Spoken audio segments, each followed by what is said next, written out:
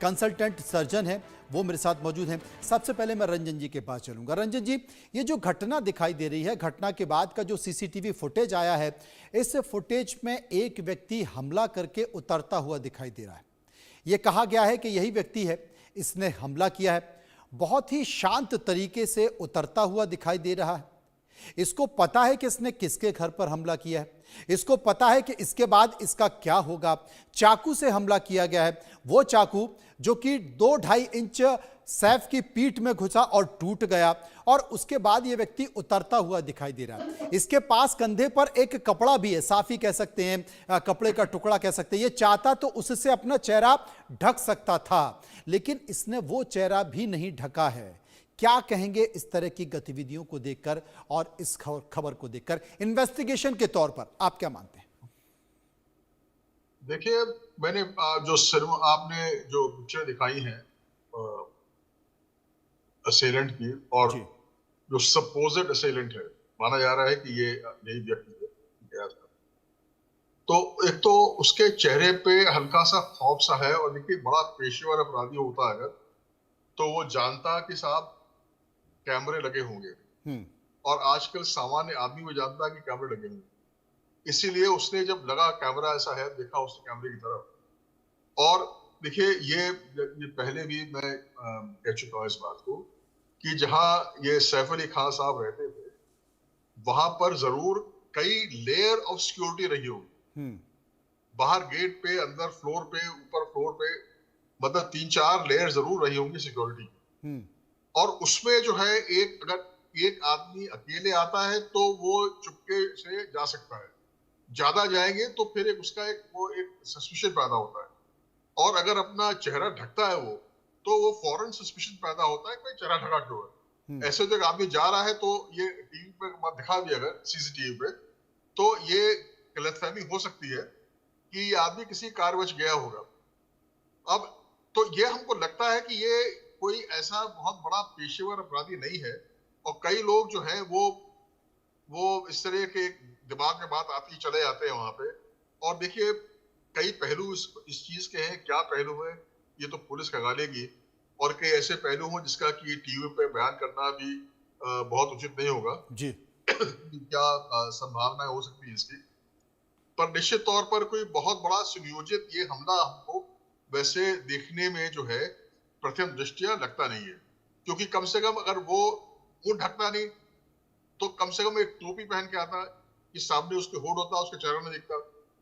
और लेकिन इन्वेस्टिगेशन की बात है, पुलिस जो है हालांकि कह रही है कि बर्गड़ी का मामला है, नकबजनी में होता है। ये नकबजन अकेले आता है, अपना इन्वेस्ट करता है मकान के अंदर, इसी तरह से हाउस ब्रेकिंग करता है थेफ्ट के लिए, चोरी के लिए। तो ये पुलिस उस एंगल को ज्यादा इस समय जोर से जो है बयान कर रही है। लेकिन निश्चित तौर पर साइलेंटली जो है सारे एंगल देख रहे होंगे, जितने लोग हैं वहां सबका बयान लिया जा रहा है, घर वालों का बयान लिया जा रहा है, सिक्योरिटी उसका लिया जा रहा है। और निश्चित तौर पर जो है वो एक सही अंजाम पे पुलिस उसे पहुंचेगी जल्दी। तमाम तरह की बातों का आप जिक्र कर रहे हैं, और अब तमाम आशंकाओं की बात भी आप कर रहे हैं। यानी कि लोगों का कहना है, रजा मुराद को हम सुन रहे थे, वो इस बात का जिक्र कर रहे थे कि भाई ये जो सोसाइटी है, ये बहुत हाई प्रोफाइल सोसाइटी है। 3 लेयर सिक्योरिटी इसमें मौजूद है। उसके बाद जो फ्लैट है, निश्चित तौर पर फ्लैट में जब कोई बैल बजाता है तो उसमें कैमरे लगे होते हैं, और घंटी के साथ आप देख सकते हैं कि आपके घर की घंटी कौन बजा रहा है। और बिना, जब तक आपको कोई पहचानता नहीं है, आप आजकल तो ऐसे सिस्टम और उसमें भी लगे हुए हैं कि आप सामने से बातचीत भी कर सकते हैं, और बातचीत के बाद ही दरवाजा खोला जाता है। कैसे ये व्यक्ति घर के अंदर प्रवेश कर गया? सीढ़ियों से गया। अगर दरवाजा किसी ने खोला होगा, कोई परिचित का व्यक्ति होगा, तभी तो दरवाजा खोला होगा। लेकिन मेड का अगर बयान देखा जाए तो मेड कहती है कि अचानक से मैंने एक परछाई देखी, और परछाई देखी, मुझे लगा कि वो करीना है। यानी कि मेड के बयानों से ऐसा लग रहा है कि उसे भी नहीं पता कि ये कौन है। अब ये इन्वेस्टिगेशन का मामला है कि क्या मेड इसे जानती थी, क्या मेड ने खुद इसे अंदर आने दिया। और जिस तरीके से बातें की जा रही हैं कि जो जानकारी मिल पा रही है, बच्चों के कमरे में बहस की आवाज चल रही थी। उस वक्त सैफ वहां पहुंचे और उसके बाद उन्होंने इस लड़के को, इस व्यक्ति को शांत करने की कोशिश की और उसके बाद उसने हमला किया। तो सबसे बड़ी चीज है जिसका जिक्र भी आप कर रहे हैं कि इतनी बड़ी हाई प्रोफाइल सोसाइटी, उस सोसाइटी की 3 लेयर को क्रॉस करते हुए वो सीढ़ियों के जरिए अंदर पहुंच गया और सीढ़ियों में भी इस बात का अंदेशा जताया जा रहा था कि सीढ़ियों में सीसीटीवी नहीं हो सकते, लेकिन यहां भी सीसीटीवी लगा हुआ है। तो जितने भी गार्ड हैं जो सीसीटीवी कैमरे के स्क्रीन के सामने बैठे रहते हैं, उन्होंने भी देखा कि यह व्यक्ति ऊपर जा रहा है, यानी कि इससे पहले भी हो सकता है कि यह व्यक्ति आया हो सकता है कि गार्ड्स इस लड़के को जानते हों और उसके बाद जब तक कोई पहचान का व्यक्ति नहीं है तब तक यह घर के अंदर कैसे घुस गया, यही एक सबसे बड़ा प्रश्न चिन्ह है। और जो बयान दिए जा रहे हैं, बयान की कितनी संभावना है कि वो इससे ताल्लुक रखते हैं, नहीं रखते हैं, तमाम तरह की चर्चा करेंगे। डॉक्टर पीएसबी राव साहब के पास मैं आऊंगा, लेकिन इस घटना से जुड़े हुए हर पहलू पर हमने एक रिपोर्ट तैयार की है, जरा नजर उस रिपोर्ट पर डाल लेते हैं।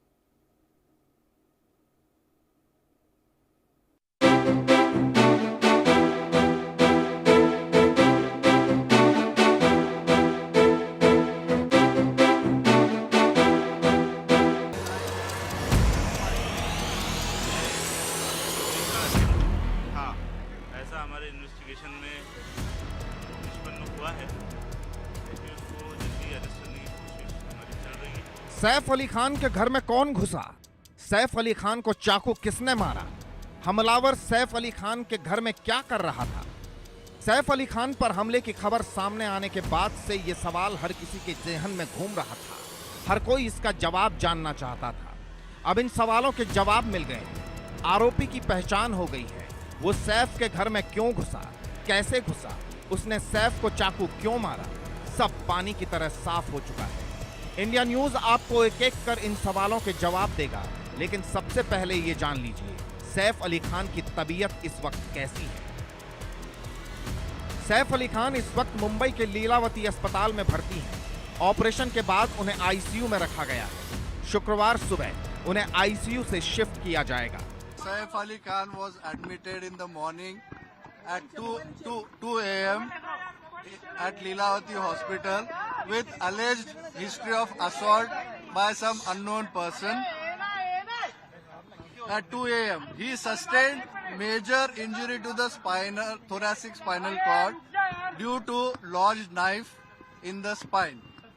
Surgery was performed to remove the knife and also repair the leaking spinal fluid.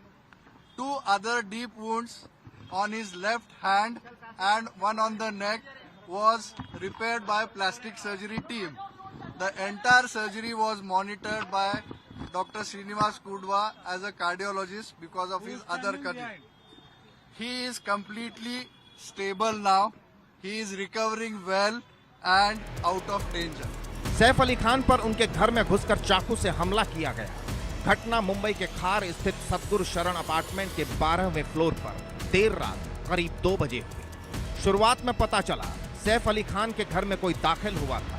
रात 2 बजे सैफ के बेटे जहांगीर के कमरे से आरोपी अंदर आया, जिसकी घर की मेड से बहस हुई। मेड के शोर मचाने पर सैफ अली खान अपने कमरे से बाहर आए, जहां उनकी आरोपी से हाथापाई हुई। इस दौरान आरोपी ने सैफ पर एक के बाद एक कई जानलेवा हमले कर दिए। हमले में एक्टर को गले, पीठ, हाथ और सिर समेत 6 जगह चाकू लगा। सैफ की रीढ़ की हड्डी में चाकू का टुकड़ा फंसा था और फ्लूइड भी लीक हो रहा था। सर्जरी करके इसे निकाला गया। सैफ के बाएं हाथ पर 2 गहरे घाव थे और गर्दन पर भी गहरी चोट थी। इनकी प्लास्टिक सर्जरी की गई है। लेकिन सैफ पर हमले की गुत्थी तब उलझ गई जब घर के अंदर किसी फोर्स एंट्री के सबूत नहीं मिले। न किसी ने आरोपी को घर के अंदर जाते देखा, न घर से बाहर आते देखा, जिसके बाद कई सवाल उठने लगे। सैफ के घर कैसे पहुंचा हमलावर? बच्चों के कमरे तक कैसे पहुंचा हमलावर? क्या किसी शख्स ने घुसने में मदद की? किस बात पर हुई थी बहस? सुरक्षाकर्मी क्या कर रहे थे? हाई सिक्योरिटी सोसाइटी में कैसे घुसा चोर? हमले के बाद कैसे फरार हो गया आरोपी? मेड से हमलावर की बहस क्यों हुई? क्या हमलावर मेड का परिचित था? शोर शराबे के बीच सिक्योरिटी कहां थी? क्या हमले की सच्चाई छिपाई जा रही थी? इन सवालों के बीच मुंबई पुलिस एक्शन में आई और अपनी तफ्तीश शुरू की।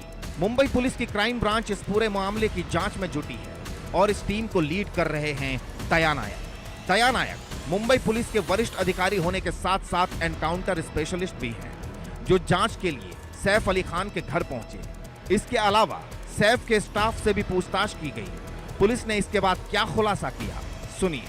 कल रात में एक्टर सैफ अली खान इनके साथ जो इंसिडेंस हुआ है उसमें एक एक्यूज एक्टर के घर पे गया था, ऐसा इन्वेस्टिगेशन में पता चला है। एक्यूज फायर एस्केप का यूज करके इनके घर पे गया था, ये भी पता चला है। अभी तक के इन्वेस्टिगेशन में ये एक चोरी का अटेम्प्ट था, ऐसा हमारे इन्वेस्टिगेशन में निष्पन्न हुआ है। एक्यूज को जल्दी अरेस्ट करने की कोशिश हमारी चल रही है और एक बार एक्यूज अरेस्ट हो जाता है तो उसके बाद आगे के डिटेल्स ये हम आपसे डिस्क्लोज कर पाएंगे। मतलब आरोपी चोरी के इरादे से सैफ अली खान के घर में दाखिल हुआ। इसके लिए उसने सीढ़ी का रास्ता चुना और फिर इसी रास्ते से फरार हो गया। करीना की टीम ने भी कहा घर में चोरी की कोशिश की गई। पुलिस अब जल्द से जल्द आरोपी को गिरफ्तार करने का दावा कर रही है, लेकिन इस बीच एक बार फिर मुंबई की सुरक्षा व्यवस्था पर सवाल उठने लगे हैं। 3 महीने पहले ही दिन दहाड़े मुंबई में एनसीपी नेता बाबा सिद्दीकी की हत्या की गई थी। इससे 6 महीने पहले बॉलीवुड के सुल्तान सलमान खान के घर दिन दहाड़े फायरिंग हुई थी। जिस वक्त ये फायरिंग हुई सलमान खान घर पर ही मौजूद थे और अब सैफ अली खान के घर में घुसकर उन पर चाकू से वार किया गया है। Bureau report, India news.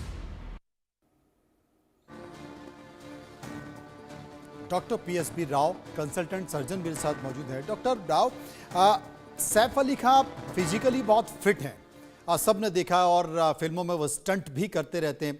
स्वाभाविक तौर पर जब कोई अदाकार होता है, कलाकार होता है, अभिनेता होता है तो वो अपनी फिजिकल फिटनेस पर बहुत ध्यान देता है। लेकिन ये जो लड़का देख रहा है पतला दुबला है, अगर सैफ अली एक झापड़ भी जोर से मार देते तो पता नहीं इसका क्या होता। बावजूद इसके उसने 6 हमले किए, 6 अटेम्प्ट किए और चाकुओं से 6 जगह वार किया। सबसे बड़ी बात है ये समझ से परे दिखाई दे रही है और जिसमें कहा गया है कि गर्दन में, पीठ पर और रीढ़ की हड्डी में बाकायदा एक बार तो ऐसा किया गया कि जो रीढ़ की हड्डी है उसमें 2-2.5 इंच चाकू घुस गया और वहीं पर वो टूट गया, फ्लूइड बह रहा था। हालांकि ये बताया जा रहा है कि खतरे से बाहर है, लेकिन क्या कहेंगे इसे देखकर आप? देखिए, हमें मालूम नहीं है कि जहां ये हाथ थपाई हुई वहां पे अंधेरा था कि किसी ने बत्ती जलाया कि नहीं। जी, आपने कहा कि ये पहले जब उसने देखा है तो उसको ऐसे लगा कि कोई अंदर आ रहा है, जो मेड ने कहा है। अच्छा, तो उसका मतलब यह है कि बाहर रोशनी थी इसलिए परछाई उसको दिखाई पड़ी, पर अंदर अगर बिजली लाइट ऑन होता तो आपको परछाई नहीं दिखाई पड़ने वाली है। परछाई तभी आपको दिखाई पड़ेगी कि जब बत्ती बाहर है और अंदर अंधेरा है। अब हमें मालूम नहीं है कि बाद में इस गड़बड़ में किसी ने रोशनी लगाई कि नहीं। तो अंधेरे में उसने अगर चाकू से मारने लग गया तो उसको तो सैफ अली खान को भी चाहे जितना भी फिट हो, अंधेरे में हो सकता है कि उसको मालूम नहीं पड़ रहा है कि वो कौन क्या कर रहा है जी। और जो गहरा घाव है वो स्पाइन में है और गले में है। ये दोनों खतरनाक जगह है। गले में अगर घाव किसी भी, देखिए 2 बड़े नस, एक दाहिने तरफ और एक बाएं तरफ ऊपर मस्तिष्क को जाता है और 2 बड़े नस वहां से वापस आता है जिसको कैरोटिड और जुगुलर कहते हैं। अच्छा, तो और सांस लेने की नलकी भी गले में है। तो ये सब चीज इसीलिए ज्यादातर जैसे कि आप देखते हो कि जिहादी लोग और ये दूसरे जब करते हैं तो सब गले को काटने की कोशिश करते हैं, क्योंकि वहां पे आप किसी को भी मार सकते हो एक घाव से। अच्छा, तो ये ऐसा हुआ है कि वो जो गले पे घाव किया उसने, तो वो पूरी तरह अंदर नहीं गया है, गहरा चोट नहीं पहुंचा है, उसके जान को खतरा नहीं हुआ वहां पे।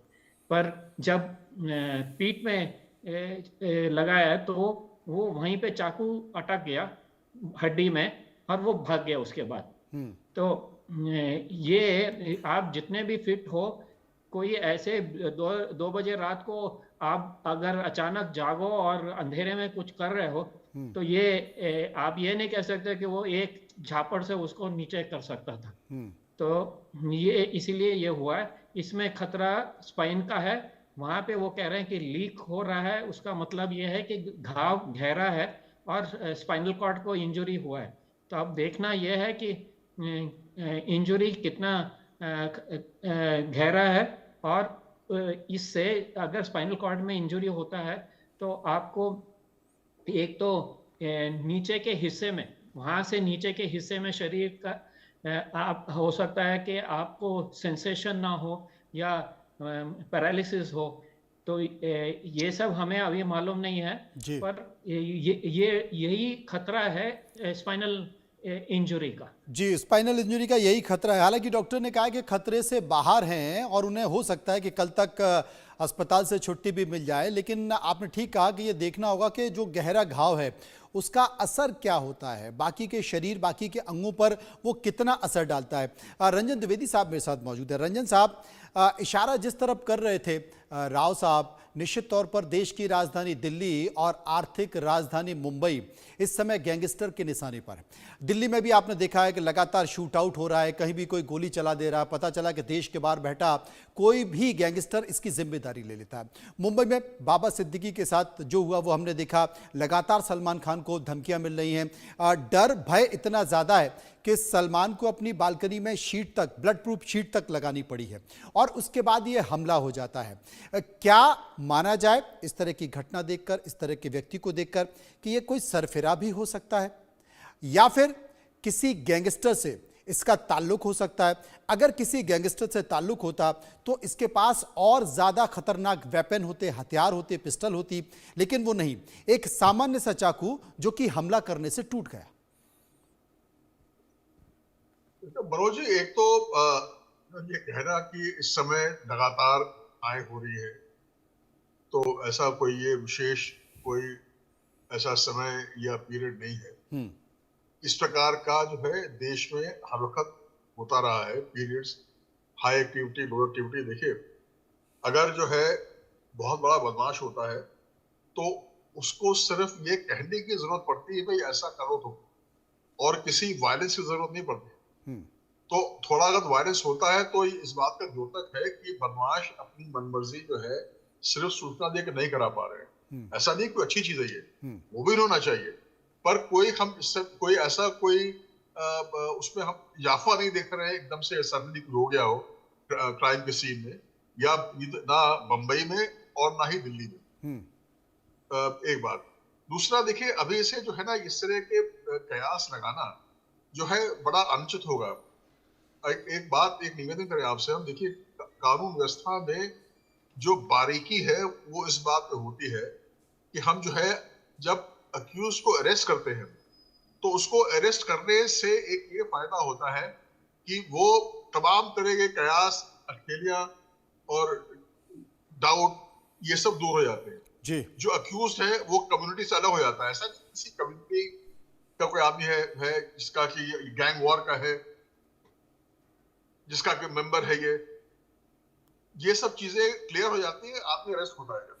तो इस समय आवश्यकता इस बात की है, पहली बात तो खैर सैफ अली खान साहब को के लिए हम लोग सब दुआ करें भगवान से कि जल्दी अच्छे हो। लेकिन द्विवेदी साहब, मुझे लगता है कि 12 घंटे से खाली होना। जी द्विवेदी साहब, 12 घंटे से ज्यादा हो चुके हैं। अगर ये व्यक्ति सामान्य है, अब तक मिल नहीं पाया, पूरी मुंबई पुलिस इसे ढूंढ रही है, उसका नाम मिलना, क्या कहें? देखिए, ये कहना बड़ा मुश्किल, आसान है कि 12 घंटे, एक आदमी को 12 घंटे के अंदर खोजना जो है ये कोई मतलब बहुत आसान काम नहीं है। और बदमाशी जो करेगा वो कोई बैठा तो रहेगा नहीं, वो हो सकता है ट्रेन पकड़ के चला गया, मुंबई के बाहर चला गया। तो ये एक लंबा प्रयास है और उसको करना पड़ेगा। और इसमें आई एम श्योर जो है वो तमाम तरह की इलेक्ट्रॉनिक टैपिंग इसमें हो रही होगी, टैपिंग हो रही होगी, बिल्कुल सही। बिल्कुल सही। कहां और से अब तो कहां सीसीटीवी पहुंच गई, फुटेज कहां भी एक आ गया है, से तो बात वो हो। तमाम उसके स्केच और फोटो भी जारी कर दिए गए होंगे। डेरेल हमारे संवाददाता मुंबई से हमारे साथ जुड़ गए। डेरेल, क्या जानकारी मिल पाई है? 1 करोड़ रुपए मांगे गए थे, नहीं मिले तो हमला कर दिया। इसके अलावा क्या मुंबई पुलिस को अब तक इसकी सूचना मिल पाई है, या फिर हो सकता है कि ट्रेन के जरिए, मेट्रो के जरिए कहीं भाग गया हो? अभी तक सीसीटीवी फुटेज क्या खंगाले जा रहे हैं? क्या कोई सूचना इस व्यक्ति के बारे में?